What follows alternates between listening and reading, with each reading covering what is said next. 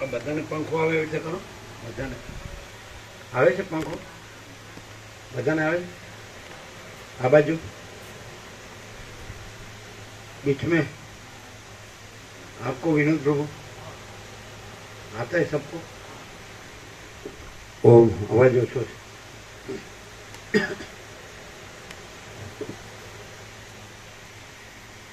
ओम ओम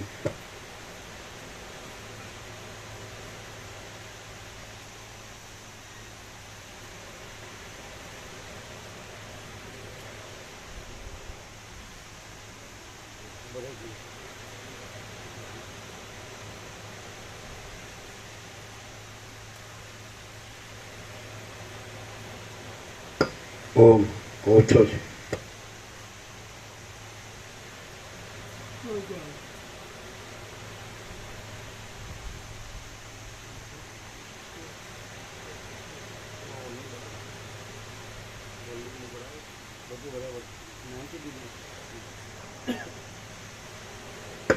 ओम ओम ओछो छे. वर्टिकल બધા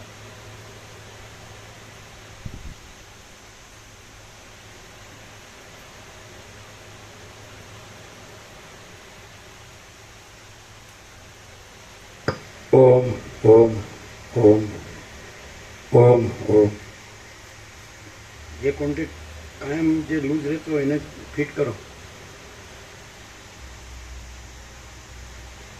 ओम ओम ओम ओम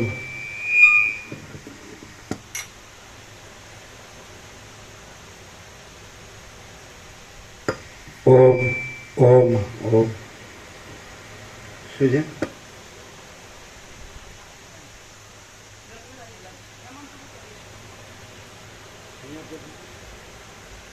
बोर्ड है मेन बोर्ड है वहाँ मेन बोर्ड है देखो.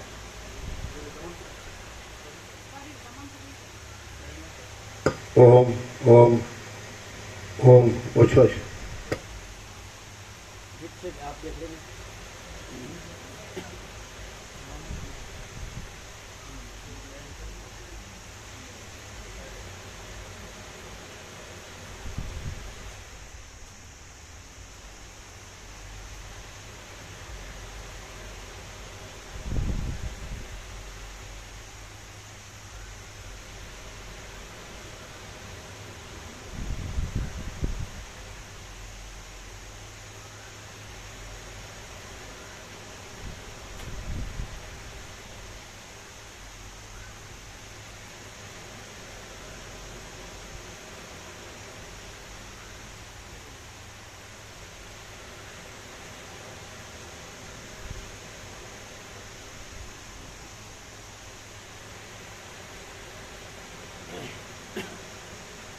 ओम ओम ओम बराबर ओम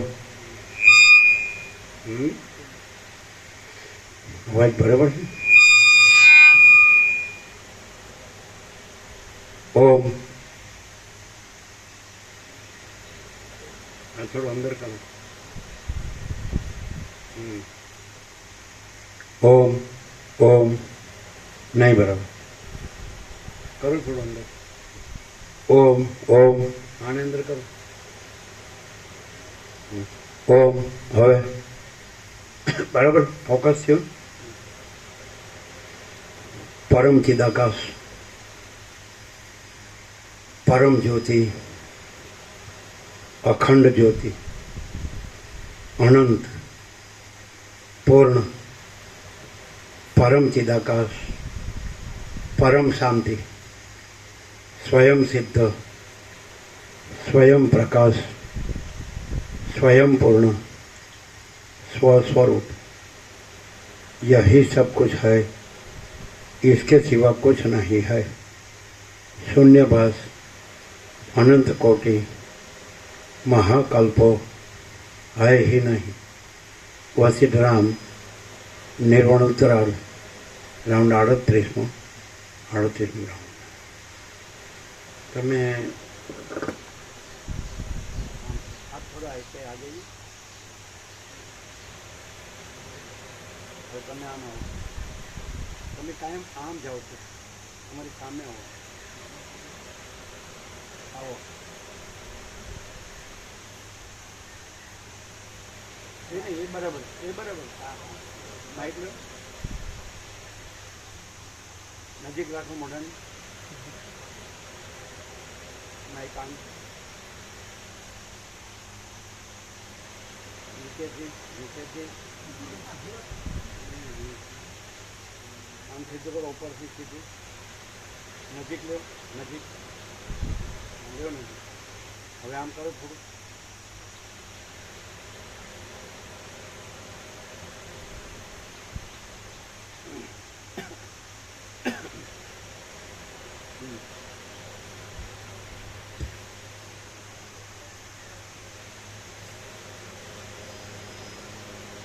જો મોઢું નીચું જાય, માઇક નીચું કરવાનું.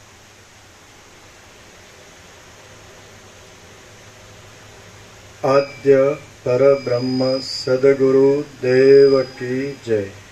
ઓમ શ્રી પરમાત્મને નમઃ.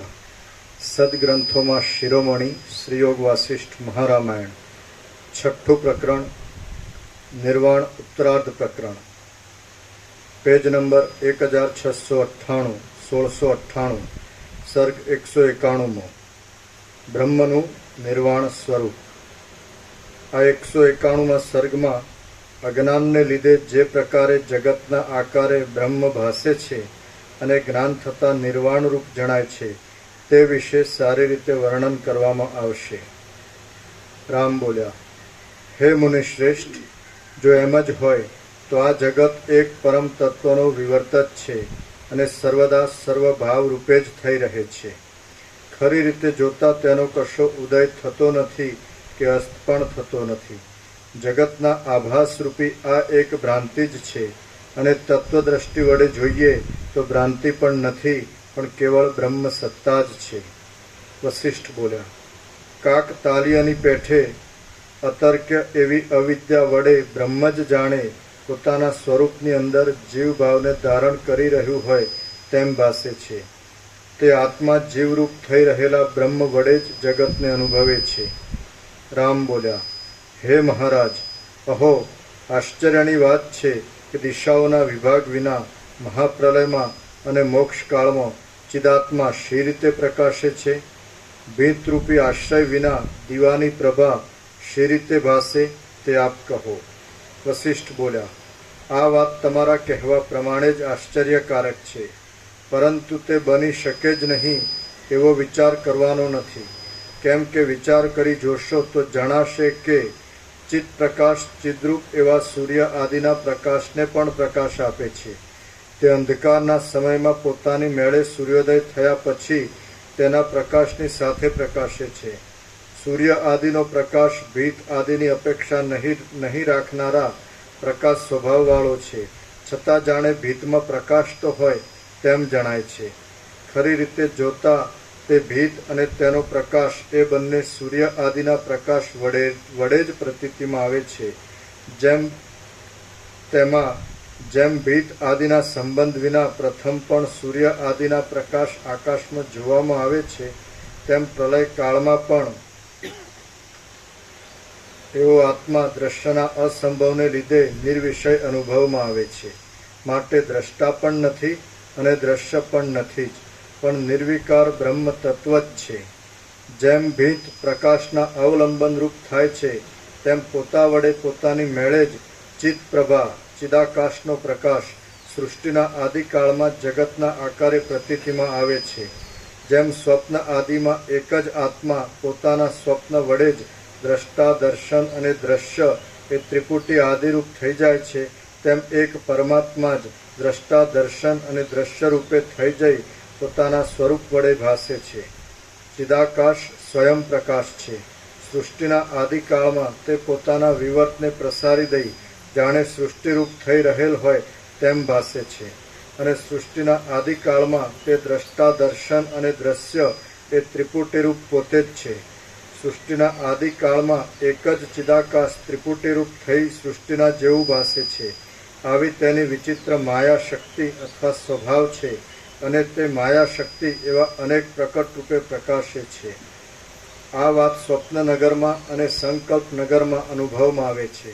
આ પ્રમાણે ચિદાકાશની પ્રભા પ્રથમ ઉદય પામીને પોતાના સ્વરૂપમાં ચિદાકાશ રૂપે પ્રકાશે છે અને તેની અંદર અનાદિ તથા અનંતના જેવું આ જગત વિવર્ત રૂપે ભાસે છે. તેનું સૃષ્ટિ રૂપે ભાસવું એ તે જ સૃષ્ટિ કહેવાય છે.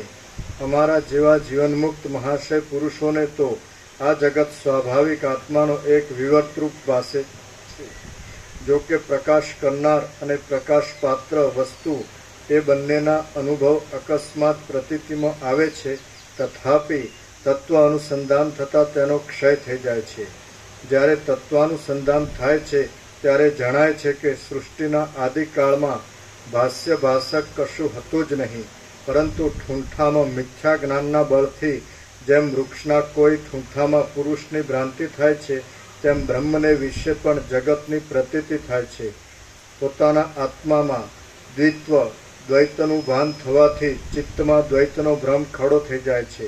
બાકી સૃષ્ટિના આદિકાળમાં ભાષ્ય પણ નથી અને ભાષક પણ નથી. કારણના અભાવને લીધે દ્વૈત કેવળ ચિદાકાશ રૂપ જ ભાસે છે. સૃષ્ટિના આદિકાળમાં પ્રલય સમયે ચિદાકાશની અંદર શું કારણ રહેલ છે તે તમે કહો. પદાર્થ દ્રષ્ટિના અભાવને લીધે ચિદાકાશ જ આ પ્રમાણે વિવર્તરૂપ પ્રકાશે છે. આ જગતનું ભાન જાગ્રત રૂપ નથી, સુષુપ્તિ રૂપ પણ નથી અને સ્વપ્નરૂપ પણ નથી, કેમ કે એ કશું સંભવતું નથી. કેવળ બ્રહ્મ જ દ્રશ્યના આકારે ભાસે છે. સૃષ્ટિના આદિકાળમાં ચિદાકાશ જ આવી રીતે વિવર્ત ભાવને પ્રાપ્ત થાય છે. સૃષ્ટિના આરંભ સમયે ચિદાકાશ પોતાના નિર્વિકલ્પ સ્વરૂપને જ જગત રૂપે સમજે છે અને તેનો જ જગત એ એક વિવર્ત છે. શૂન્યતા અને પેલી ગાદી ઉપર બેસાડો, ગાદી આગળ લઈ લો એટલે નીચે કઠણ ન કરે. આગળ લો.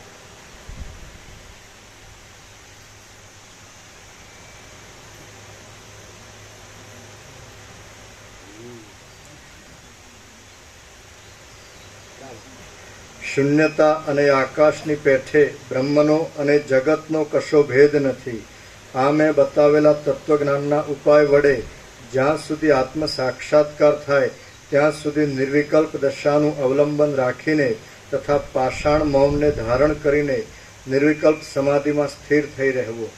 આ અનાદિ સંસારમાં વારંવાર ભોગવીને છોડી દીધેલો એવો બાહ્ય વિષયોના ભોગ સમૂહનો અવિવેકી પામર પ્રાણીઓ ઉપભોગ માટે આગ્રહ કરે તો પણ તમારે તેને ગ્રહણ કરવો નહીં. શ્રી યોગ વાસિષ્ઠ મહારામાયણમાં નિર્વાણ પ્રકરણના ઉત્તરાર્ધનો તત્વાનુસંધાન નામનો સર્ગ 191મો સમાપ્ત. સર્ગ 192મો. રામે ગુરુ પાસે કરેલું પોતાના જ્ઞાનનું વર્ણન. આ 192મા સર્ગમાં પ્રબોધને પ્રાપ્ત થઈ ગયેલા શ્રી રામચંદ્રજી આ સર્વ ચિન્માત્ર છે એવા પોતાના પ્રબોધને ગુરુની પાસે વિસ્તારથી કહેશે. રામ બોલ્યા, અહો, આ સંસારરૂપી અનંત આકાશમાં અને તેમાં પણ આ બ્રહ્માંડ રૂપી તેના એક દેશમાં ઘણા લાંબા સમય સુધી અમે આત્માનું સ્વરૂપ નહીં ઓળખતા ભમ્યા. આત્મતત્વ ઓળખાયા પછી આ જગતની ભ્રાંતિ કાંઈ છે જ નહીં, હતી પણ નહીં અને થશે પણ નહીં. આ સર્વ શાંત નિરાલંબ કેવળ વિજ્ઞાન રૂપ જ છે. અનંત ચિદેકરશ આકાશરૂપ છે, નિર્વિકલ્પ છે અને રાગથી પણ રહિત છે. અહો, આશ્ચર્યની વાત છે કે વાસ્તવ સ્વરૂપ ઓળખવામાં આવે તો આ સર્વ પરમાકાશ રૂપ જ છે, છતાં તે જાણે આપણને સંસારરૂપ થઈ રહ્યું હોય તેવું જણાય છે. એવી રીતે આ દ્વૈતનું ભાન થઈ જાય છે. આ લોકો અને આ પર્વતો એ સર્વ આભાસ રૂપ જ છે. વસ્તુતઃ જોઈએ તો તે સ્વચ્છ ચિદાકાશ રૂપ છે, છતાં તે જાણે મલિન દ્રશ્યરૂપ હોય તેવું થઈ રહ્યું છે. સૃષ્ટિમાં આદિમાં, પરલોકાદિમાં, સ્વપ્ન આદિમાં અને કલ્પના આદિમાં ચિદાકાશ જ દ્રશ્યના જેવું થઈને ભાસે છે. કેમ કે વળી દ્રશ્યની બીજી ભ્રાંતિ કેવી હોય? હું સ્વર્ગમાં અથવા નરકમાં રહ્યો છું એવી જો ભ્રાંતિ હોય તો તે ભ્રાંતિને લીધે નરક આદિનો સંબંધ પ્રાપ્ત થાય છે. કેમ કે દ્રશ્ય એ એક ચિદાત્માની કલ્પના રૂપ છે. આ દ્રશ્ય પણ નથી, દ્રષ્ટા પણ નથી, સૃષ્ટિ પણ નથી, જગત પણ નથી, ચિદાભાસ પણ નથી,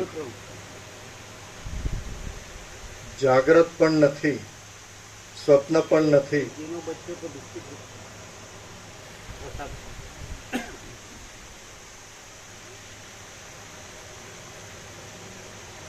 જાગ્રત પણ નથી, સ્વપ્ન પણ નથી અને તેના પદાર્થો પણ નથી.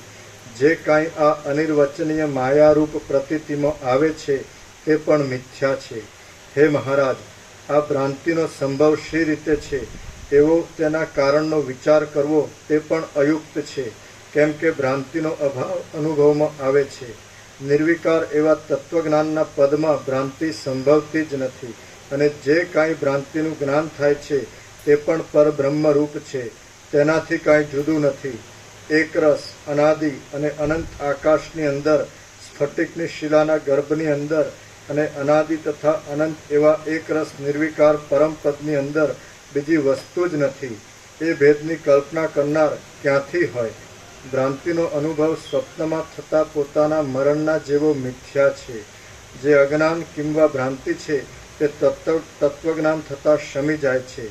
જેમ ઝાંઝવાનું જળ, ગંધર્વ નગર અને બે ચંદ્રની ભ્રાંતિ વિચાર કરતા જોવામાં નથી આવતી, તેમ આ અવિદ્યાનો ભ્રમ પણ તત્વ વિચાર કરતા પણ જોવામાં આવતો નથી. બાળકને દેખાતા વેતાલની પેઠે જગતની ભ્રાંતિ જાગ્રત અવસ્થામાં પ્રત્યક્ષ દેખાય છે તો પણ તે યથાર્થ નથી. તે અવિચાર વડે જ રૂઢ થઈ રહેલી છે અને વિચાર વડે શમી જાય છે. હે મહારાજ, આ ભ્રાંતિ ક્યાંથી થઈ એવો પ્રશ્ન અહીં ઘટતો નથી. કેમ કે સત્ય વસ્તુનો જ વિચાર કરવાથી લાભ થાય છે, પરંતુ મિથ્યા વસ્તુનો વિચાર કરવાથી કાંઈ લાભ થતો નથી. હે મહારાજ, આ ભ્રાંતિ ક્યાંથી થઈ એવો પ્રશ્ન અહીં ઘટતો નથી. કેમ કે સત્ય વસ્તુનો જ વિચાર કરવાથી લાભ થાય છે, પરંતુ મિથ્યા વસ્તુનો વિચાર કરવાથી કાંઈ લાભ થતો નથી.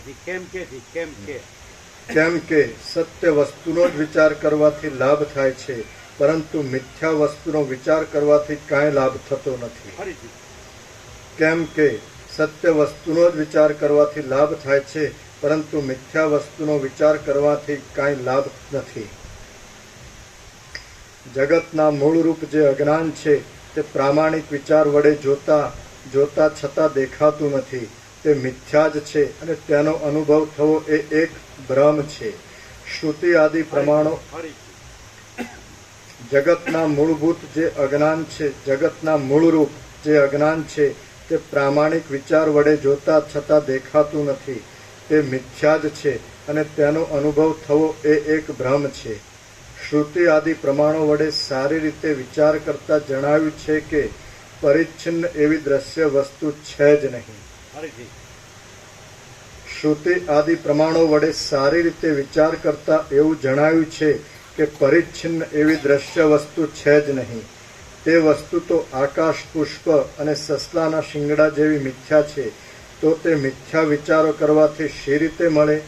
વાંજણીના પુત્રના જેવો મિથ્યા આ દ્રશ્ય પ્રપંચ સર્વ પ્રકારે વિચાર કરતા છતાં કોઈ પણ પ્રમાણથી સિદ્ધ થતો નથી. તેની સત્તા વળી કેવી હોય? માટે કોઈ પણ દેશકાળમાં કશી પણ ભ્રાંતિ સંભવતી નથી. આ સર્વ નિરાવરણ, આવરણથી રહિત વિજ્ઞાન ગણ રૂપ જ છે અને તે જ સર્વત્ર પ્રસરી રહેલું છે. જે કાંઈ આજે આ જગતની અંદર ભાસે છે તે પરબ્રહ્મ રૂપ જ છે. તે પરબ્રહ્મ નિરતિશય આનંદ વડે પરિપૂર્ણ સ્વરૂપમાં જ પૂર્ણપણે રહેલ છે. અહીં કોઈ કાળે કે કોઈ સ્થળે કશું પણ પ્રતીતિમાં આવતું નથી. તેમ તેની સાવ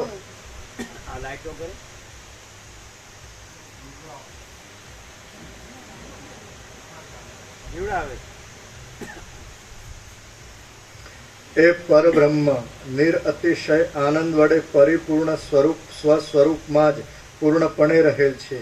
અહીં કોઈ કાળે કે કોઈ સ્થળે કશું પણ પ્રતીતિમાં આવતું નથી. તેમ તેની સાવ અપ્રતીતિ છે એમ પણ નથી.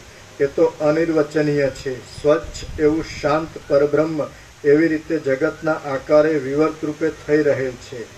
જરા મરણ આદિ વિકારથી રહિત, કોઈથી હરી ન શકાય તેવું અવિકારી આનંદમય, શુદ્ધ, અદ્વિતીય છતાં અનેક પ્રકારે પ્રતીતિમાં આવતું, વિદ્વાનોએ સેવેલ, સર્વવ્યાપી અને પૂર્ણ એવું મારું પોતાનું સ્વરૂપ જ અહંકારને છોડી દઈ બોધને લીધે સર્વત્ર પ્રસરી રહેલું છે.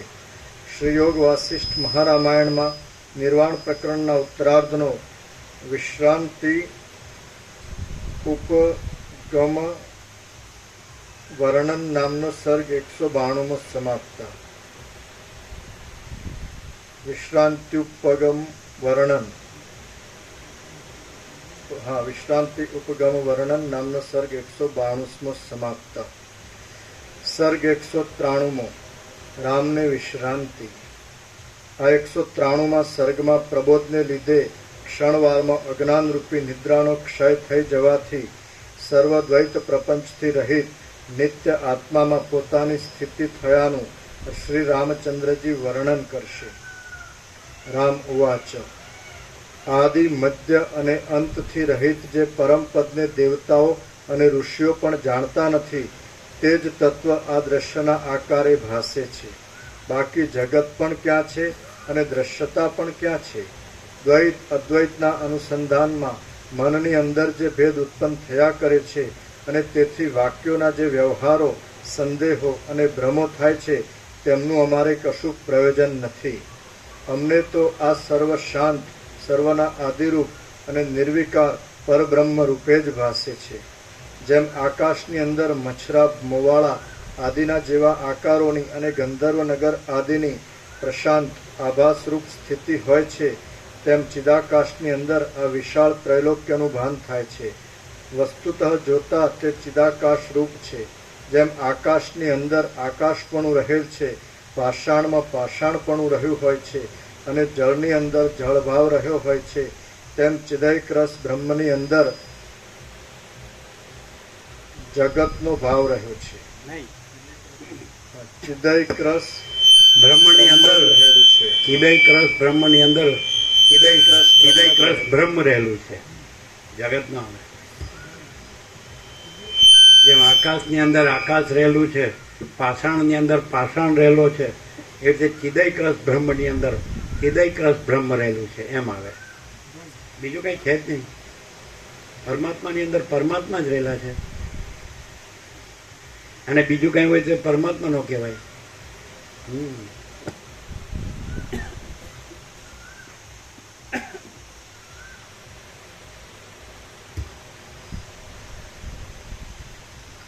અહંકાર આદિ સહિત આ જગતરૂપી દ્રશ્ય દિશાઓમાં અને આકાશમાં અસંખ્યપણે વિસ્તારવાળું છે, છતાં પણ મહાચૈતન્યની અંદર શૂન્યતા રૂપે જ રહેલું છે. તે શાંત ચિદાકાશ રૂપ જ છે એમ તમે સમજો. વિમૂઢ થઈ રહેલા જીવને અપરિમિત અનંત ઉદયવાળા પરબ્રહ્મનો અપરોક્ષ અનુભવ થાય છે. એટલે પછી આ સંસારરૂપી પિશાચ સ્ફૂરતા છતાં પણ શમી જાય છે. જેમ તરંગનો ભેદ જળની અંદર ગલિત થઈ જાય છે તેમ જળ જેવો દેખાતો છતાં જળ ભાવથી રહિત એવો તત્વજ્ઞ પુરુષ વ્યવહારવાળો હોય તો પણ તેના ભેદનો ભ્રમ નિઃશેષ ગળી જાય છે. આધ્યાત્મિક આદિ 3 પ્રકારના તાપની ખાણરૂપ એવો અજ્ઞાનરૂપી સૂર્ય જ્યારે ક્યાંય જતો રહે છે ત્યારે સંસારનો સત્તારૂપી દિવસ અસ્તને પ્રાપ્ત થઈ જાય છે. તે જ મોક્ષ સુખની વિશ્રાંતિના કારણરૂપ રાત્રિનો ઉદય સમજવો.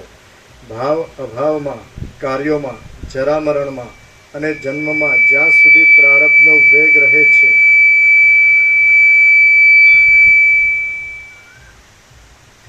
ભાવ અભાવમાં, કાર્યોમાં, જરામરણમાં અને જન્મમાં જ્યાં સુધી પ્રારબ્ધનો વેગ રહે છે ત્યાં સુધી તત્વજ્ઞ જીવનમુક્ત પુરુષ વ્યવહારના વિક્ષેપમાં રહે છે, છતાં તેનાથી લિપ્ત થતો નથી. અહીં અવિદ્યા પણ નથી, ભ્રાંતિ પણ નથી, સુખનો ઉદય પણ નથી અને દુઃખ પણ નથી. વિદ્યા, અવિદ્યા, સુખ, દુઃખ એ સર્વ નિર્મળ પરબ્રહ્મ રૂપ જ છે. આ સર્વ દ્રશ્યનું સ્વરૂપ ઓળખવામાં આવે તો તે નિર્મળ બ્રહ્મ રૂપ જ છે. આમ તત્વવેત્તાની દ્રષ્ટિમાં અજ્ઞાત એવી બ્રહ્મ સિવાય કોઈ વસ્તુ જ નથી.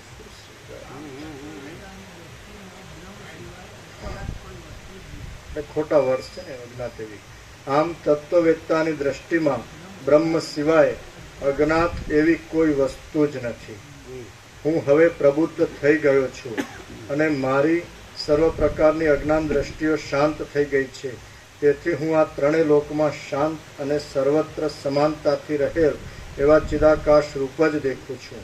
સારી રીતે ઓળખવામાં આવે તો આ સર્વ કેવળ બ્રહ્મ રૂપ જ છે. પ્રથમ મેં મારું સ્વરૂપ ઓળખ્યું ન હતું તો પણ હું બ્રહ્મરૂપ જ હતો.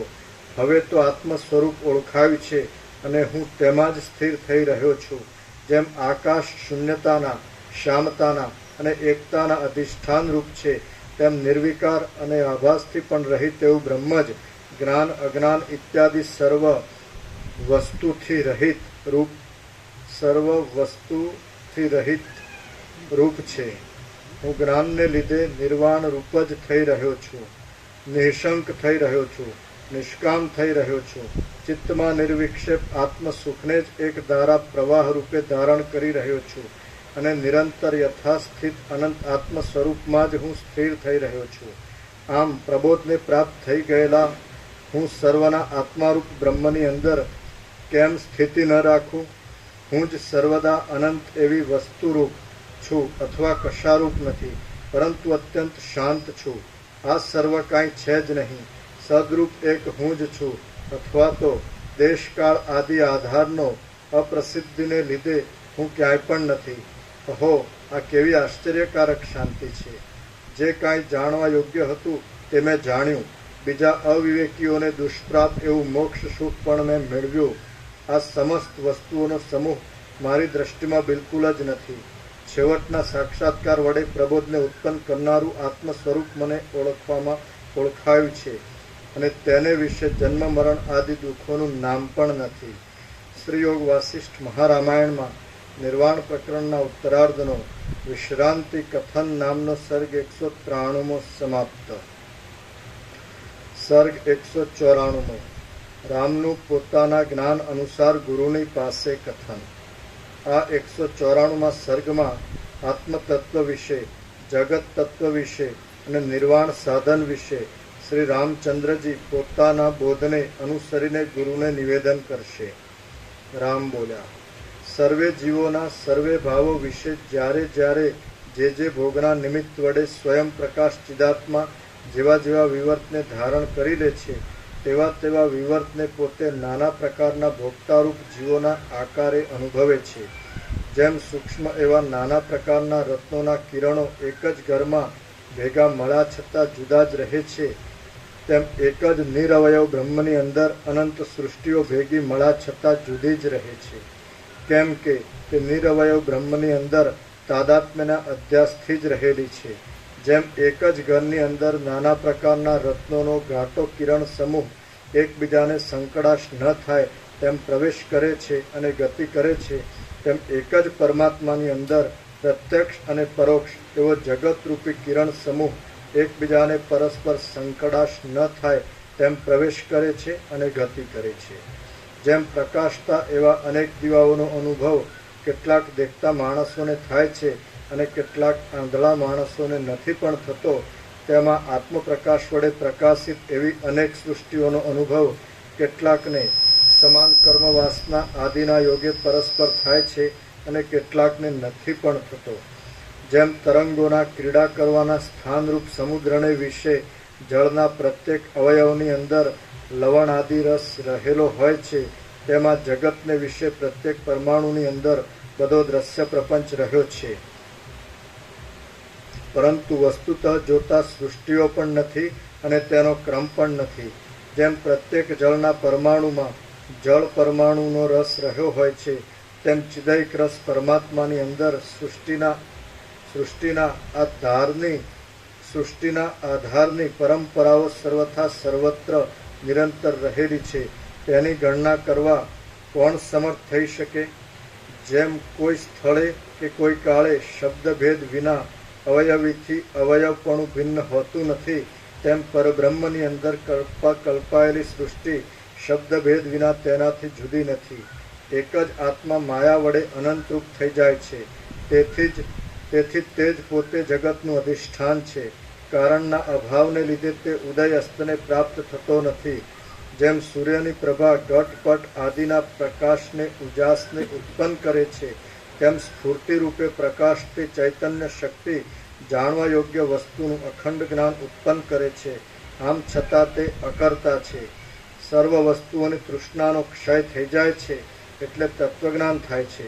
એ તત્વજ્ઞાનથી દ્રશ્ય બાધિત થઈ જાય છે અને તૃષ્ણાની સમાપ્તિ આવી જાય છે. આમ આત્મા પોતાની મેળે જ દેહ આદિ ક્ષણિક વસ્તુના તાદાત્મ્યના અધ્યાસથી રહિત થઈ જાય છે. આવી નિર્વિક્ષેપ સ્થિતિને જ સમાધિરૂપ અને નિર્વાણરૂપ કહેવામાં આવે છે.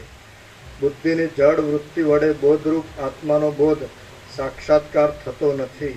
વળી આત્મા પોતે જ બોધરૂપ છે. તે બુદ્ધિ વડે જ બોધને પ્રાપ્ત થાય એ વાત અસંભવિત હોવાથી બંધ બેસતી નથી. વળી બોધરૂપ આત્મા પોતે જ કેમ બોધ્ય પોતાના કર્મરૂપ બને? એટલે તે પક્ષ પણ અઘટિત જેવો છે. એવો પ્રબુદ્ધ આત્મા પોતે જ બોધરૂપ છે અને અજ્ઞાનના યોગે તે સુષુપ્તિના જેવી અવસ્થામાં રહ્યો હોય છે. મધ્યાહન સમયે જેમ બધું ઝાકળ ખસી જાય છે એટલે સૂર્યનો તડકો બરાબર પ્રકાશે છે, તેમ અજ્ઞાનરૂપી ઝાકળ ખસી જાય છે.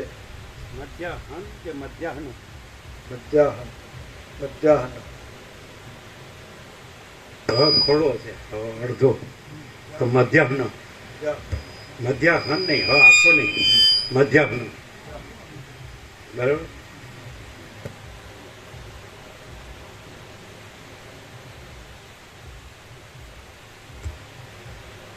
મધ્યાહન સમયે જેમ બધું ઝાકળ ખસી જાય છે એટલે સૂર્યનો તડકો બરાબર પ્રકાશે છે, તેમ અજ્ઞાનરૂપી ઝાકળ ખસી જાય છે એટલે દેશકાળ આદિનો વસ્તુતઃ અભાવ તે પોતે પોતાની મેળે જ પ્રકાશી નીકળે છે. સર્વ લૌકિક અને પારલૌકિક કર્મ ફળની તૃષ્ણાથી રહિત થઈ ગયેલા અને પ્રબોધને લીધે શાંત ઈચ્છાવાળા થયેલા સત્પુરુષો ઈચ્છા કરતા નથી તો પણ તેમને નિર્વાણની પ્રાપ્તિ થાય છે. મોહરૂપી નિદ્રામાંથી જાગ્રત થયેલો, આત્મામાં જ આરૂઢ થઈ રહેલો, ધ્યાનાવસ્થિત અને પોતાના શુદ્ધ સ્વભાવમાં જ કેવળ સ્થિર થઈ રહેલો તત્વજ્ઞ પુરુષ કશું ગ્રહણ કરતો નથી, તેમ કશાનો ત્યાગ પણ કરતો નથી. જીવનમુક્ત પુરુષ મનના મનન વડે યુક્ત હોય છે તો પણ તેને કર્મયોગમાં આસક્તિ હોતી નથી. આથી તે મનના મનનથી મન વિનાનો રહે છે અને સર્વને યથાસ્થિતપણે સાક્ષી રૂપે જોયા કરે છે. તે દીવાની પેઠે પ્રકાશ આપતો હોવા છતાં નિષ્ક્રિય છે. જીવનમુક્ત પુરુષને સર્વત્ર સત્ય ચિન્માત્ર તત્વ જ સૃષ્ટિ પ્રલય આદિ રૂપે ભાસે છે. વ્યુત્થાન દશામાં ચિન્માત્ર તત્વ જ તેને વિશ્વરૂપ જણાય છે અને સમાધિ દશામાં તેને તે બ્રહ્મરૂપ પ્રતીતિમાં આવે છે. વ્યુત્થિત દશામાં કે સમાધિ દશામાં રહ્યા છતાં જે પુરુષ ભેદભાવનાથી રહિત બોધરૂપ અને સત્ય એવા સ્વરૂપ અનુભવમાં જ સ્થિર થઈ રહે છે, તેમજ સર્વ દ્રશ્યને ઉદાસીનપણાથી જુએ છે, તે જ શાંતિને મેળવે છે.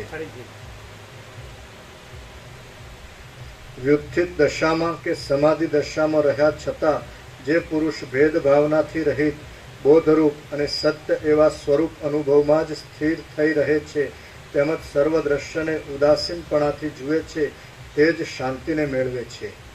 જેમ આકાશની શૂન્યતા વિના બીજી કાંઈ જુદી સત્તા નથી, તેમ જગતના અનેક પદાર્થોના સમૂહની તેના વાસ્તવિક ચિન્માત્ર ભાવ વિના બીજી કશી વાસ્તવ સત્તા નથી. વિશાળ બોધવાળા તત્વજ્ઞ પુરુષોને કેવળ અનંત બોધરૂપતા જ અવશેષ રહેલી અનુભવાય છે. તે બોધ પણ પોતાના સ્વરૂપમાં પરિણામને પ્રાપ્ત થઈ જઈને અવર્ણ્યપણાને પ્રાપ્ત થાય છે. અત્યંત શાંત એવો જીવનમુક્ત બ્રહ્મભાવમાં વિશ્રાંતિ પામે છે. એ પછી જે કાંઈ પરમ સત્તા અવશેષ રહે છે કિંવા નથી રહેતી તે વાણી વડે વર્ણવી શકાય તેવી નથી. તે સત્તા સામાન્યની પરાકાષ્ઠા છે અને શુદ્ધ નિરુપાધિક ઈશ્વર ચૈતન્યથી કાંઈ ભિન્ન નથી. વળી તે અને આ સૃષ્ટિ પણ તે સત્તારૂપ છે. આમ સર્વ શાંત એવા અવિનાશી પરબ્રહ્મ રૂપ જ છે.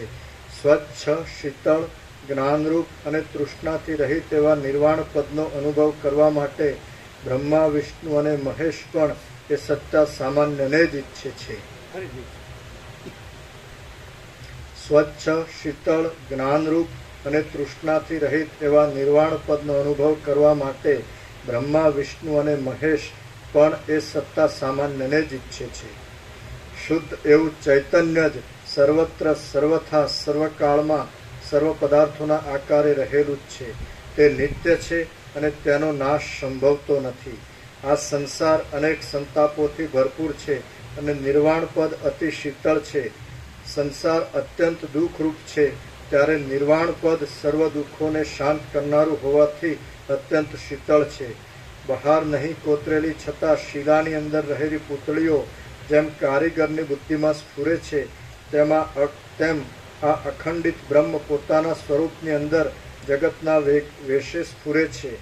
જેમ જળાશયની અંદર રહેલો તરંગોનો સમૂહ તેમાં સ્ફુર્યા કરે છે, તેમ અવિનાશી ચિદ્રૂપ તત્વ પોતે જ અન્નમય આદિ કોષમાં તથા બ્રહ્માંડ મંડળની અંદર અનેક દ્રશ્ય આદિના આકારે થઈ જઈ સ્ફુરિત થાય છે. અજ્ઞાનરૂપ આવરણ વડે આત્મભાવ ઢંકાયેલો હોવાથી જળ જેવા બની ગયેલા ચિદાકાશના જાણે કૃત્રિમ વેશ હોય તેવા જણાતા અને વિભક્ત નહીં છતાં વિભક્ત જેવા થઈ રહેલા જે જીવોએ નિર્વિભાગ આત્માની ભોગ તથા મોક્ષાદિના સંબંધમાં જેવી જેવી ભાવના ઘણા લાંબા કાળ સુધી દ્રઢ અભિનિવેશથી કલ્પી લીધી હોય છે, તે જીવોને તેવી તેવી ભાવના પ્રમાણે અનુભવ થતો હોય છે. જેમ સ્વપ્નમાંથી જાગી ગયેલા પુરુષને પોતાના બંધુનું સ્વપ્નમાં મૃત્યુ કે જીવન પ્રતીતિમાં આવે છે, તો પણ જાગ્યા પછી તેમાં તેને સત્યતાની પ્રતીતિ થતી નથી, તેમ તત્વજ્ઞ પુરુષને દ્રશ્યમાં સત્યપણાની ભ્રાંતિ થતી નથી. જે કાંઈ આ દ્રશ્ય આદિ છે તે સર્વ શાંત પરમાનંદ સત્ય પરબ્રહ્મ રૂપ છે. આમ જો અંદર સમજવામાં આવે કે ભાવના કરવામાં આવે તો પછી બ્રહ્મની ઉત્પત્તિ જ ક્યાંથી થાય? દેહના સંબંધથી અનુભવાતા ભોગો વિશે તથા તેના ઉપાયો વિશે જો યથાર્થ રીતે જ્ઞાનનો ઉદય થાય છે તો સ્વપ્નની પેઠે જ વૈરાગ્ય થાય છે. વૈરાગ્યથી જ્ઞાનની વૃત્તિ થાય છે અને જ્ઞાનથી વૈરાગ્યની વૃત્તિ થાય છે. તે બંને ભીત અને તેના પરના પ્રકાશની પેઠે પરસ્પર એકબીજાને ઉપકારી છે. જે જ્ઞાન વડે વૈરાગ્ય થાય તે જ ખરું જ્ઞાન છે. બાકી જે વડે ધન, સ્ત્રી, પુત્ર આદિનો વધારો થતો રહે છે તે તો જડતા જ વધી છે એમ સમજવું. જે જ્ઞાન વડે વૈરાગ્ય થાય તે જ ખરું જ્ઞાન છે. બાકી જે વડે ધન, સ્ત્રી, પુત્ર આદિનો વધારો થતો રહે છે તે તો જડતા જ વધી છે એમ સમજવું. તૃષ્ણાથી રહિત થઈ જવું તે જ ખરું જ્ઞાન છે. તૃષ્ણાથી રહિત થઈ જવું. જે જ્ઞાન વડે વૈરાગ્ય થાય તે જ ખરું જ્ઞાન છે.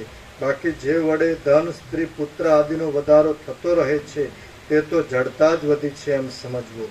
તૃષ્ણાથી રહિત થઈ જવું તે જ ખરું જ્ઞાન છે.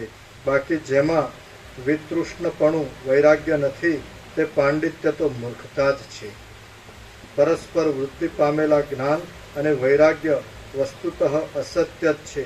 તેથી ચિત્રમાં આલેખેલા અગ્નિની પેઠે તે પોતાનું કાર્ય કરી શકતા નથી, માટે તે નહીં જેવા જ છે એમ માનવાનું નથી.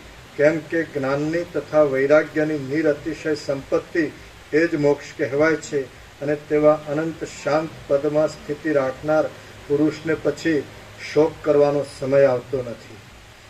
જે કાંઈ જાણવાનું હતું તે સર્વ જાણ્યું, જે છોડવાનું હતું તે છોડ્યું, જે કરવાનું હતું તે કર્યું અને જે જોવાનું હતું તે સર્વ જોયું. જે કાંઈ છે તે સર્વ શાંત આદિરૂપ અને નિર્વિકાર એવા પરબ્રહ્મ રૂપ જ છે. આત્મારામ પોતાના આત્મામાં જ રમી રહેલા શાંત, તૃષ્ણાથી રહિત અને નિરહંકાર એવા જીવનમુક્ત પુરુષની સ્થિતિ આકાશના જેવી નિર્મળ તથા નિઃસંકલ્પ છે. જેમ કોઈ પાંજરામાં પૂરાયેલો સિંહ ઊભો થઈને પોતાના પુરુષાર્થથી પાંજરાને તોડી નાખે છે, તેમ હજારોમાંથી કોઈ પરાક્રમી વિરલ નર જ જાગ્રત થઈ જઈને વાસનાઓના સમૂહરૂપી જાળને તોડી નાખે છે. જેમ કોઈ પાંજરામાં પૂરાયેલો સિંહ ઊભો થઈને પોતાના પુરુષાર્થથી પાંજરાને તોડી નાખે છે, તેમ હજારોમાંથી કોઈ પરાક્રમી વિરલ નર જ જાગ્રત થઈ જઈને વાસનાઓના સમૂહરૂપી જાળને તોડી નાખે છે. જેમ શરદ ઋતુમાં વાદળા પોતાની મેળે જ શમી જાય છે, તેમ આત્મપ્રકાશને પ્રાપ્ત થયેલો શુદ્ધ અને અંતર પ્રકાશવાળો તત્વવેત્તા પુરુષ પોતાની મેળે જ શાંતિ પામે છે. જેમ શરદ ઋતુમાં વાદળા પોતાની મેળે જ શમી જાય છે, તેમ આત્મપ્રકાશને પ્રાપ્ત થયેલો શુદ્ધ અને અંતર પ્રકાશવાળો તત્વવેત્તા પુરુષ પોતાની મેળે જ શાંતિ પામે છે. જેણે જાણવાનું જાણી લીધું છે, જે સંકલ્પથી રહિત થઈ ગયો છે, જેનું હૃદય સંકલ્પોનું ઉલ્લંઘન કરી રહ્યું છે અને જે વાસનાથી પણ રહિત છે, એવો જીવનમુક્ત પુરુષ પવનની પેઠે નિઃસંગપણે વ્યવહાર કર્યા કરે છે અથવા તો વ્યવહાર ન કરતા સમાધિમાં વિશ્રાંત થઈ રહે છે. વસ્તુ માત્રમાં રહેલા શુદ્ધ તત્વનું મનન કરવાથી આ સર્વદ્રશ્ય ભ્રાંતિ માત્ર છે એવો જે સ્થિર નિશ્ચય થાય છે, તે નિશ્ચયપૂર્વક સર્વત્ર આકાશની પેઠે નિર્લેપ રહેવું અને વાસનાથી રહિત તેવી સ્થિતિ રાખવી એ જ મોક્ષ દશાની સ્થિતિ છે. શુદ્ધ અંતઃકરણવાળા પુરુષને વિશે વાસનાના ક્ષયનો ઉદય થાય છે. આ સર્વ બ્રહ્મરૂપ છે એમ સમજવામાં આવે છે અને નિર્વાણમાં જ સ્થિર બુદ્ધિ થઈ જાય છે. એટલે અનંત એવી મોક્ષ નામની ઓળખાતી ઉત્તમ શાંતિ પોતાની મેળે જ ઉદય પામે છે. સર્ગ 194મો સમાપ્ત. સર્ગ 195મો જીવનમુક્ત દશામાં સ્થિર થવા વિશે. આ 195માં સર્ગમાં શ્રી રામચંદ્રજી કે જે પોતે પ્રબોધને પ્રાપ્ત થઈ ગયેલા છે, તેમના ઉત્તમ વચનો સાંભળી તેમની પ્રશંસા કરી પાછી પરીક્ષા કરવા માટે ગુરુ વશિષ્ઠજી કેટલાક પ્રશ્નો પૂછશે અને શ્રી રામચંદ્રજી તેનું સમાધાન કરશે. વશિષ્ઠ બોલ્યા, અહો રામચંદ્રજી, હવે તમે પ્રબુદ્ધ થયા છો. આ તમારી વાણી અવિવેકી પુરુષોના પાપોને દૂર કરનારી છે, તેમજ પ્રબુદ્ધ પુરુષોને હર્ષ ઉપજાવી કાંઈક આનંદપૂર્વક હાસ્ય ઉત્પન્ન કરનારી છે. આ જગત અસત્ય જ છે છતાં ભાસ્યા કરે છે. સંકલ્પનો ક્ષય થતાં તે શાંત થઈ જાય છે. એ જ શાંતિ છે. નિર્વાણ પણ એ જ છે અને ખરો પરમાર્થ પણ એ જ છે. કલ્પના અને અકલ્પના નિર્વિકલ્પ ભાવ એ બંને પરબ્રહ્મના જ રૂપ છે, બીજાના નથી. જેમ પવનમાં ચપળતા અને સ્થિરતા બંને રહ્યા હોય છે, તેમ તે બંને બ્રહ્મની અંદર રહેલ છે. તો તેમાં દ્વિત્વ એકત્વ વળી ક્યાંથી હોય? શાંતિમાં, સમાધિમાં અથવા વ્યવહારમાં પ્રબુદ્ધ પુરુષ શાંતિમાં, સમાધિમાં અથવા વ્યવહારમાં પ્રબુદ્ધ પુરુષની શિલાના ગર્ભની પેઠે જે નિર્વિક્ષેપ સ્થિતિ રહે છે, તે જ નિર્મળ મુક્ત સ્થિતિ કહેવાય છે. હે રામચંદ્રજી, અમે સમાધિમાં અને વ્યવહારમાં એ જ નિષ્પાપ પદમાં રહીને જ આ પ્રમાણે સમાનતાથી રહ્યા કરીએ છીએ. વ્યવહારમાં રહ્યા છતાં પણ શાંત અને પ્રબુદ્ધ એવા બ્રહ્મા, વિષ્ણુ, મહેશાદિ જીવન મુક્તો પણ નિરંતર એ જ પદમાં સ્થિત થઈ રહેલા છે. અમે શિલાના ગર્ભની પેઠે નિર્વિક્ષેપ સ્થિતિમાં છીએ અને પ્રબુદ્ધ છીએ. અમારી એ નિર્વિકાર સ્થિતિનું અવલંબન કરી તમે પણ આજથી એ જીવન મુક્તમાં પૂર્ણ સ્થિરતાને પ્રાપ્ત થઈને રહો. રામ બોલ્યા, આ જગત મિથ્યા છે. તે બ્રહ્મની અંદર ઉત્પન્ન થયેલું જ નથી. તેની જુદી સત્તા નથી. તે આરંભથી રહિત અને નિરાકાર છે, છતાં તે અનિર્વચનીય માયા વડે ભાસ્યા કરે છે. તે ઝાંઝવાના જળની પેઠે કેવળ મિથ્યા બ્રહ્મરૂપ છે. તરંગ અને ચક્રીઓના પાણીમાં થનાર કંપની પેઠે તે કંપ્યા કરે છે. સુવર્ણમાં ભિન્ન રૂપે ભાસતા કંકણ આદિ આભૂષણોની પેઠે તે બ્રહ્મમાં અજ્ઞાનથી જ ભિન્ન રૂપે ભાસે છે. સ્વપ્નમાં તથા સંકલ્પ સૃષ્ટિમાં ખડા થઈ ગયેલા પર્વતની પેઠે તે મનોમય તથા આભાસરૂપ છે. વશિષ્ઠ બોલ્યા, જો તમે બરાબર પ્રબોધને પ્રાપ્ત થઈ ગયા છો તો હું તમને આ પૂછું છું, તમે તમારા પોતાના બોધની વૃદ્ધિ માટે મારા સંશયને દૂર કરો. આમ આ જગતરૂપી આભાસ નિત્ય અનુભવમાં આવવા છતાં, અતિ સ્પષ્ટપણે દેખાતા છતાં અને પ્રત્યક્ષ હોવાથી માથે ચડાવી લેવો પડે એવો હોવા છતાં કેમ નથી? કેમ મિથ્યા છે? રામ બોલ્યા, આ પ્રપંચ કોઈ પણ દેશકાળમાં થયેલો જ નથી અને તેને લીધે વંધ્યાના પુત્ર જેવા આ મિથ્યા પ્રપંચની સત્તા બ્રહ્મરૂપ જ છે. આ જગતરૂપી ભ્રાંતિનું કયું કારણ છે કે તેથી તે ઉત્પન્ન થાય? ક્યાંય પણ કારણ વિના કાર્ય સંભવતું નથી. નિર્વિકાર, અજર અને અમર તત્વ ક્યાંય પણ કોઈ પ્રકારે કશાનું કારણ સંભવતું નથી. વળી પૂર્વાવસ્થાનો ક્ષય થયા સિવાય બીજું કાંઈ વિકારવાળું અહીં પ્રસિદ્ધ રૂપે જણાતું નથી. નામરૂપથી રહિત બ્રહ્મ જ માયાના યોગથી વિવર્ત રૂપે જગતના કારણરૂપ છે એમ માનવામાં આવે તો પછી જગતના નામરૂપોની પ્રતીતિ ક્યાંય યથાર્થ રૂપે રહી? અને તેથી અને શી રીતે તથા કોને તે સત્યરૂપ ભાસે? તેથી અવર્ણ એવા શાંત પરમપદની અંદર હિરણ્ય ગર્ભે એવા નામનું પ્રથમ ચૈતન્ય કેટલાક ઘણા લાંબા બે પરાર્ધ કાળ સુધી વિવર્ત રૂપે આતિવાહિક દેહને ધારણ કરે છે અને તે જ જગતની ભ્રાંતિનો છેવટનો વિષય હોય એમ લાગે છે. જેમ આપ સ્વપ્નની અંદર એક ક્ષણને સંવત્સર રૂપ અનુભવો છો તેમ પ્રથમ ચૈતન્ય હિરણ્ય ગર્ભનો એક ક્ષણની અંદર સંવત્સર આદિ કાળના બ્રહ્મને અનુભવે છે. તેમજ તેની અંદર પછી કાકતાલિયાની પેઠે ચંદ્ર સૂર્ય આદિને પણ દેખે છે. જેનું શરીર સંકલ્પોથી બંધાય છે તેવા આદિ ચૈતન્ય હિરણ્ય ગર્ભને આ જગત પોતાની મેળે દેશકાળ ક્રિયા આદિ સાથે ચિદાકાશની અંદર અત્યંત સ્ફુટ રૂપે ભાષ્યા કરે છે. પછી તે મિથ્યા રૂપે ખડા થઈ ગયેલા જગતની અંદર તે મિથ્યા પુરુષ મિથ્યા રૂપે જ તેની ક્રિયાઓ કરે છે અને પરિવર્તન પામ્યા કરે છે. તે પોતે જ વ્યષ્ટિ જીવરૂપ બનીને નીચેના લોકમાંથી ઉપરના લોકમાં જાય છે અને ઉપરના લોકમાંથી નીચેના લોકમાં આવે છે. કાકતાલિયાની પેઠે તેના સંકલ્પની પ્રથમ પ્રમાણે આજ પર્યંત જો એક જ સ્થિતિ રહી હોત તો કલ્પિત એવા અનંત સાધનોવાળા પદાર્થોના અનર્થોનો સંભ્રમ પણ તે જ પ્રમાણે સ્થિતિને ધારણ કરી રહ્યો હોત. શીલા કામિની રૂપ થઈ જઈને વંધ્યા પુત્ર રૂપી પોતાના પતિના કપાળમાં આકાશના ચૂર્ણ વડે તિલક કરે છે અને અત્યંત શોભાને ઉત્પન્ન કરે છે. એ વાત જેમ મિથ્યા છે તેમાં જગત પણ મિથ્યા છે. એ જગત કેવળ વિકલ્પ માત્ર જ ખડું થઈ ગયેલું છે.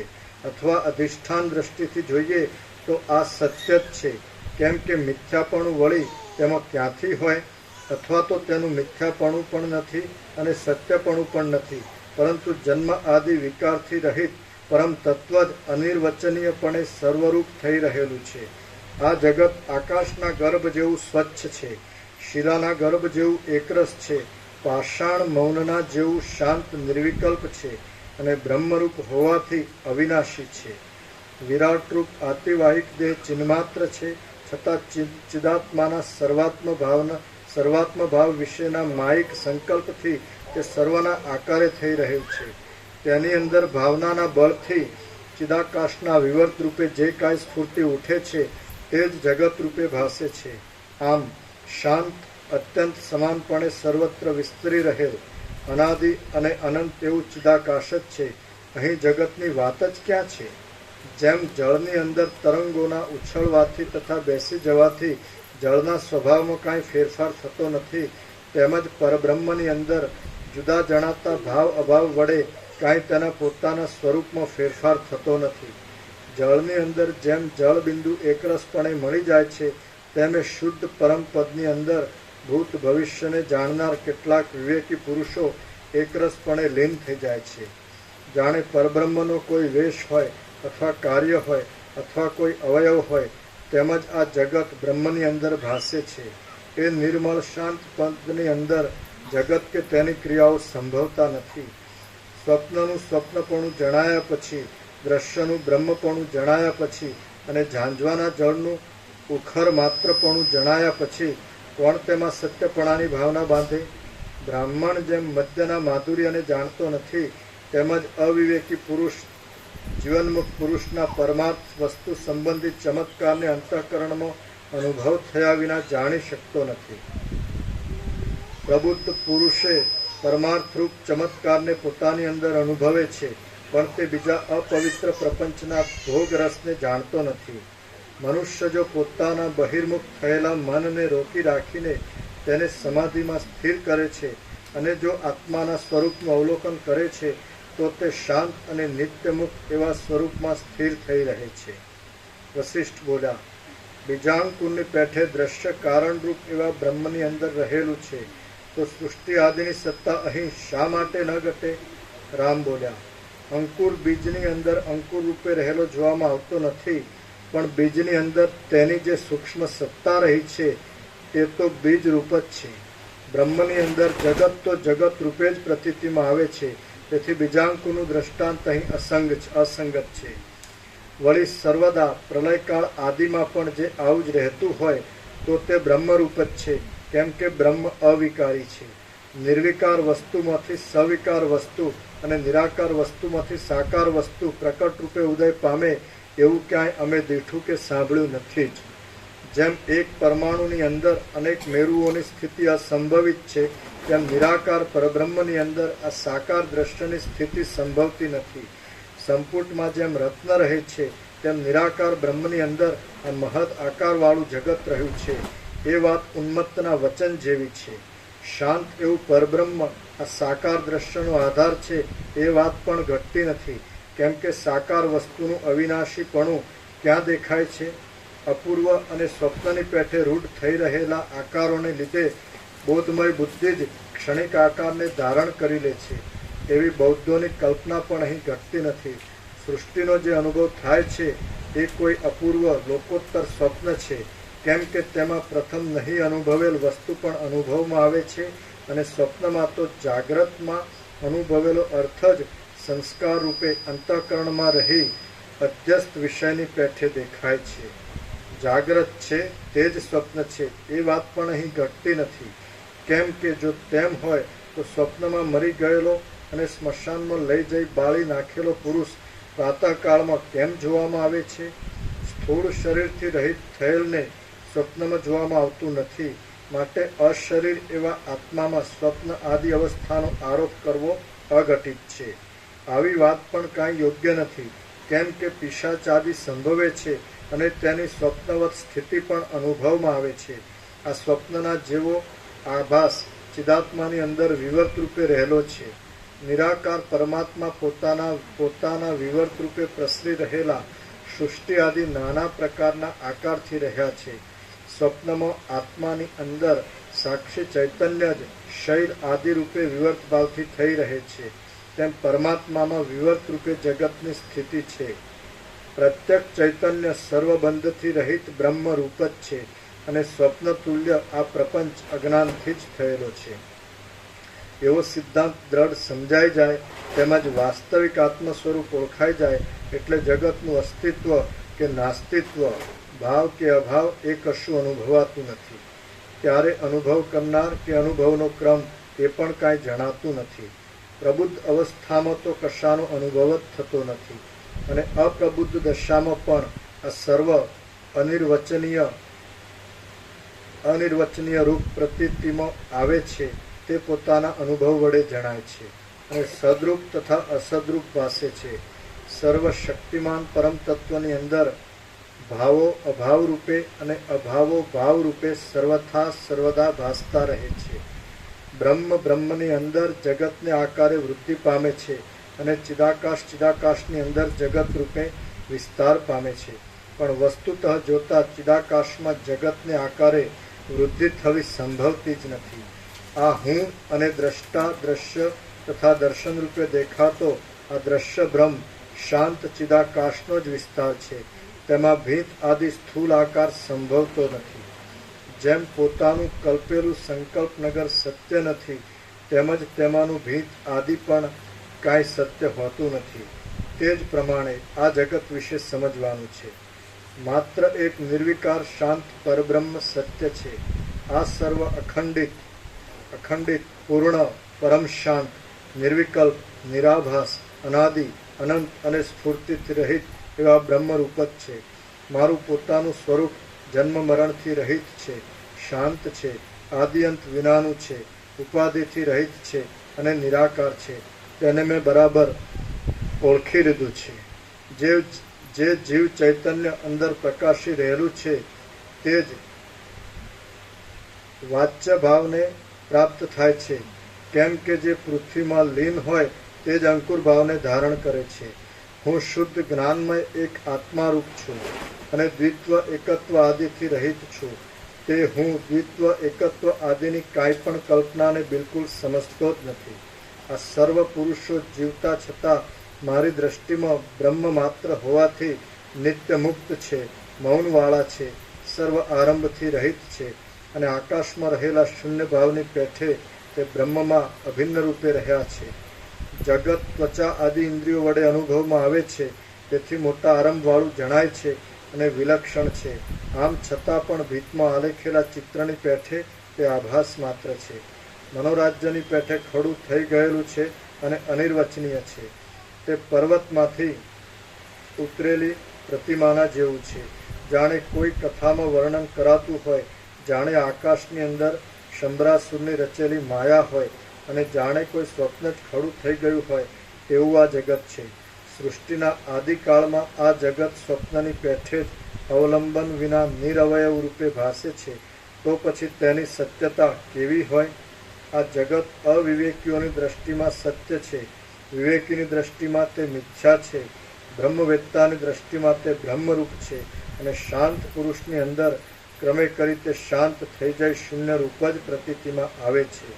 તત્વજ્ઞ પુરુષની દ્રષ્ટિમાં સ્થાવર જંગમ સહિત આ સર્વ ભાવો અને હું તમે વગેરે સર્વ જગત ચિદાકાશ રૂપ જ છે. હું ચિદાકાશ રૂપ છું, તમે ચિદાકાશ રૂપ છો. જગત ચિદાકાશ રૂપ છે અને આકાશ પણ ચિદાકાશ રૂપ છે. માટે તમે ચિદાકાશની સાથે એકતાને પ્રાપ્ત થઈ ચિદાકાશ રૂપ બની જાઓ. તમે ચિદાકાશ રૂપ થઈ ગયા છો, તેથી પુરુષોમાં શ્રેષ્ઠ છો. તમે સ્વરૂપ જ્ઞાન વડે આકાશના જેવા સર્વના આત્મારૂપ છો. તમે આકાશ જેવા નિર્વિકાર છો અને પૂર્ણ આનંદરૂપ એવા બ્રહ્મથી અભિન્ન છો. આમ સમજી હું તમને વંદન કરું છું. આ જગત ચિદ્રૂપ હોવાથી ચિદાકાશમાંથી ઉત્પન્ન થાય છે તથા પાછું તેમાં જ તે લય પામી જાય છે. વળી તે કારણ વિના જ ખડું થઈ ગયેલું હોવાથી નિર્મળ ચિદાકાશ રૂપ જ છે. સર્વ પદથી અતીત અને સર્વશાસ્ત્રની યુક્તિઓનું પણ ઉલ્લંઘન કરી રહેલ તે નિર્દ્વંદ્વ પદનો આશ્રય કરી તમે પણ ચિદાકાશ રૂપ જ થઈ રહ્યા છો. હું પણ નથી, જગત પણ નથી, હાથ પગ આદિ અવયવો પણ નથી અને ઘટપટ આદિ પદાર્થો પણ નથી, પરંતુ સૂર્ય આકાશ જેવા સ્વચ્છ સૂક્ષ્મ ચિદાકાશ રૂપ છે. આજે મેં તમને સર્વ વસ્તુઓનો નિષેધ બતાવ્યો છે તે તાર્કિક આદિ વાદીઓને નિંદા કરવા યોગ્ય જણાય રુચિ થશે નહીં, તો પણ આત્મજ્ઞાનને ઈચ્છનાર વિવેકી પરીક્ષકોની સભામાં આ વિચાર ઝળકી ઉઠે તેવો છે. સર્વ પદાર્થોનો નિષેધ છેવટ કાષ્ઠ મૌન ઉત્પન્ન કરનાર છે. તેથી તેનો વિવાદ કરવામાં આવતો નથી, કેમ કે વિવાદથી નિઃશેષ એવા આત્માનો પરિચય થતો નથી, એટલે તેમાંથી આત્મજ્ઞાન થવું સંભવિત નથી. જે પ્રત્યક્ષાદિ પ્રમાણો વડે અગમ્ય છે, ચિહ્નથી રહિત છે અને પોતાના અનુભવ વડે જ જણાય તેવું છે, તે બ્રહ્મ વિવાદો વડે શી રીતે મળે? સર્વ શાસ્ત્રભેદના અર્થને ઉલ્લંઘી રહેલ, ચિહ્નથી રહિત, સ્વચ્છ, એક, જન્મ આદિ વિકારથી રહિત, અનુભવ સ્વરૂપ, નામરૂપથી રહિત, સર્વના આદિરૂપ અને સર્વ સંજ્ઞાઓની કલ્પનાથી પણ રહિત એવું શુદ્ધ એક ચિદાકાશ જ અહીં છે, બીજું કશું નથી. માટે તેમાં બીજા દ્રશ્ય આદિ નિરુપયોગી મેલની શંકા રાખવાનું કાંઈ જ પ્રયોજન નથી. શ્રીયોગ વાસિષ્ઠ મહારામાયણમાં નિર્વાણ પ્રકરણના ઉત્તરાર્ધનો બોધ પ્રકાશીકરણ નામનો સર્ગ 195મો સમાપ્ત. ઓમ ઓમ ઓમ. બધું આવી ગયું. આ બધું આનંદ સાથે ચિદાકાશ છે. અનંત પ્રકાશ, અનંત આનંદ, અનંત શાંતિ. આ બધું અનંત સુધી ચિદાકાશ છે, ચિદાકાશ જ છે અને ભ્રાંતિ છે જ નહીં. એટલે કોઈ દેખાય છે એવી કોઈ હું ને જગત એવી કોઈ જુદી બીજી કોઈ ભ્રાંતિ છે જ નહીં. અને આખું અનંત સુધી ચિદાકાશ છે, બધું બધે ભરપૂર, કોઈ જગ્યા ખાલી નહીં. અને એ ચિદાકાશ ચૈતન્ય પ્રકાશ રૂપી આકાશ અને અનંત પ્રકાશ, અનંત આનંદ, અનંત શાંતિ જ છે. જો હૈ સો હૈ. પ્રસાદ આપી દે.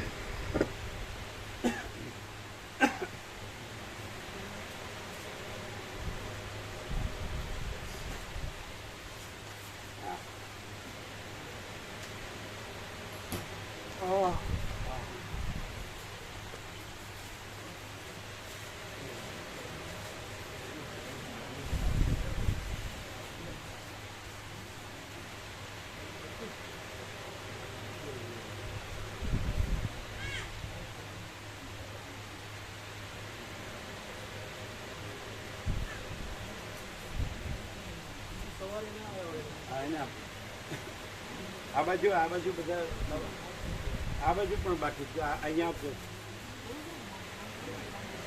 સવારે ન આવ્યો હોય બરે થઈ ગયું ના.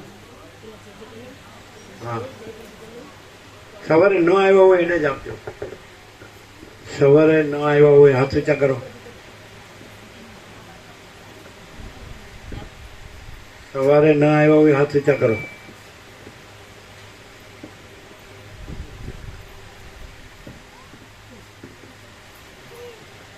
છે ને બધી કેરી છે ને? આને આપો. આને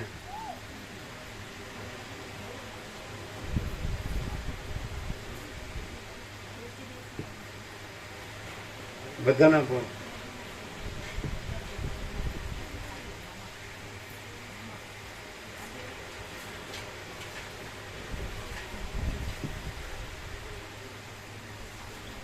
આવી ગઈ બધાને? પહોંચી ગઈ?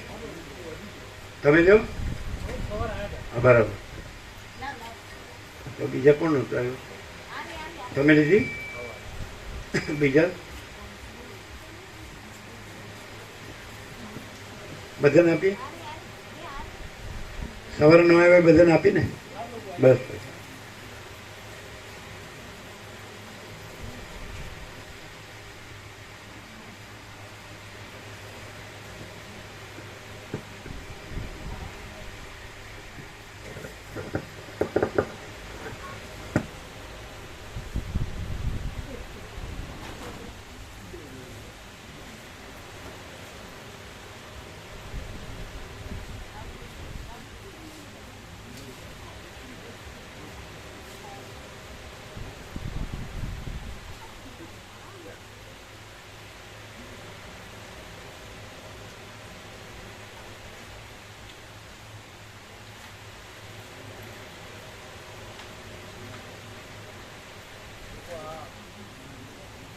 પાવડર વધેલો હોય આનંદ સવારે આપીએ કે અત્યારે આપીએ કાકા મામા તમે ન બનાવ્યો? તમે બનાવી શકતા ના. પેલું ફ્રૂટી નથી વાપરી. આ તો દૂધ આવવાનું આપણે દૂધ બનાવવાનું. જાણું શું છે કે ગરમ પાણીમાં ઓગાળી દો ને હાથેથી મસાલી દૂધ થઈ જાય. અને તમારે તો વ્યાપકમાં એને એકલા કેવી રીતે આને વાપરે? અને વ્યાપકમાં વાપરે. હા, ચાય બને એ લોકો. ઘણી વખત યાત્રાવાળા છે પાવડર આપણે પૂર્વ દક્ષિણ ભારતમાં પાવડરની જ ચા બનાવતા. પણ એ શું કરવું પડે? એનું માપ થોડું એ તો ખબર પડી જ જાય. દૂધ પાણી હોય થોડુંક સતર્ક કરીએ, થોડુંક નોટેથી પછી હાથેથી એને કણી નહીં રહેવાનું, ઉગાડી પછી દૂધ તરીકે લઈ શકો. ઠાકોર નાખે થાય, ચા બનાવી દે. શુદ્ધ દૂધનો જ તપાવું. પહેલાં સ્કૂલોને ગાયનું પહેલાંને હારેમાં આપતા હતા. હા બસ. હા તો બનાવીને દૂધ બનાવી અને તમારે એ એકલા જ કેવી રીતે પહોંચી વળે? આ તો ઘણું છે એટલે વ્યાપકમાં વપરાઈ જાય. આ તો તમારે તો જલ્દી વપરાય જાય વ્યાપકમાં.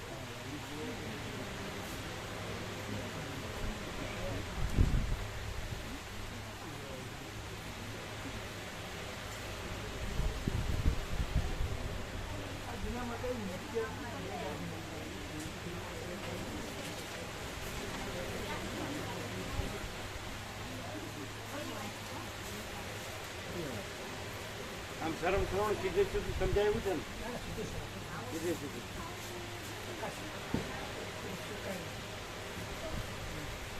તો કીધું પ્રકાશ અને પ્રકાશી દ્રશ્ય કંઈ હે જ નહીં.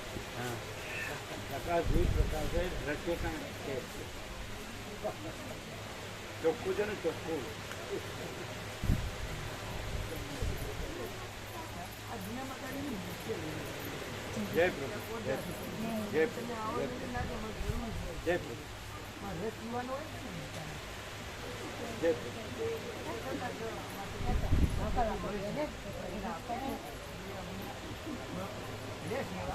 નવું લાગે.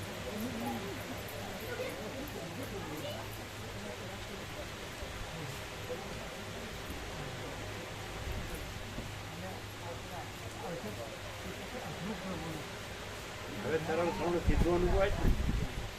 આમ પ્રકાશ જ પ્રકાશ છે અને દ્રશ્ય કંઈ છે જ નહીં. આભાસ આભાસ નથી છે જ નહીં. અને પ્રકાશ જ છે. અનંત પ્રકાશ, અનંત આનંદ, અનંત શાંતિ છે ને. એકદમ સરળ. સરળ સીધું જ અનુભવ આ બધું પ્રકાશ છે અને આભાસ નથી. સીધું પ્રકાશમાં કોઈ ભેદ નથી અને આભાસમાં કોઈ ભેદ નથી.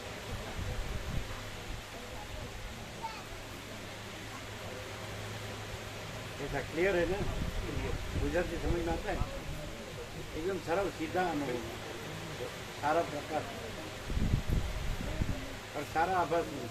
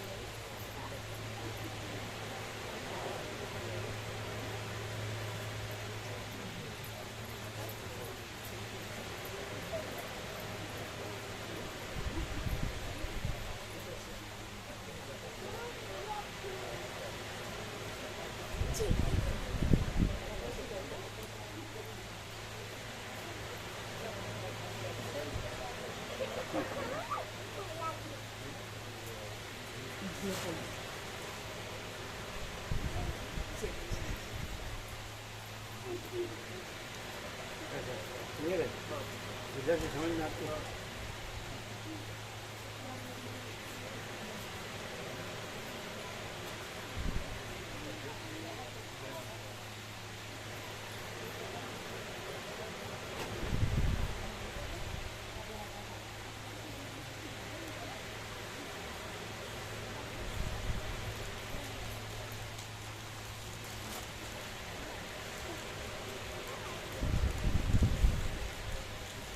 एकदम सहज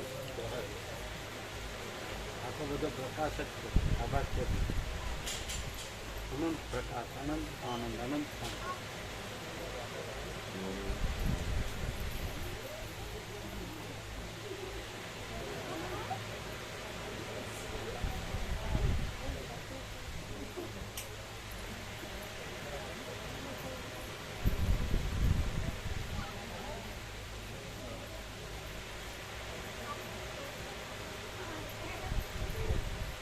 વચ્ચેના ખાડાનું બધું માપ લીધું ને અને મેં બધું નીચે કર્યું જૂના મકાનમાં અને બધું અત્યારે તોડી નાખ્યું. આ 5 જણ 6 જણ આવતું નથી.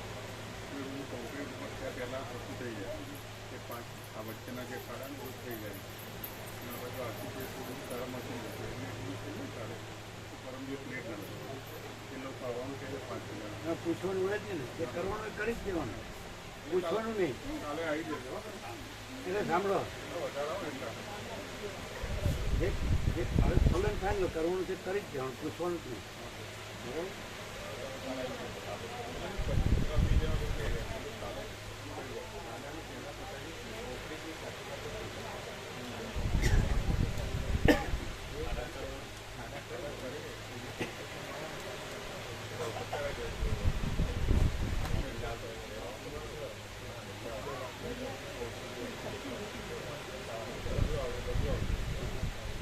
બધું આવવાના છે કાલે મટેરિયલ આવી જશે.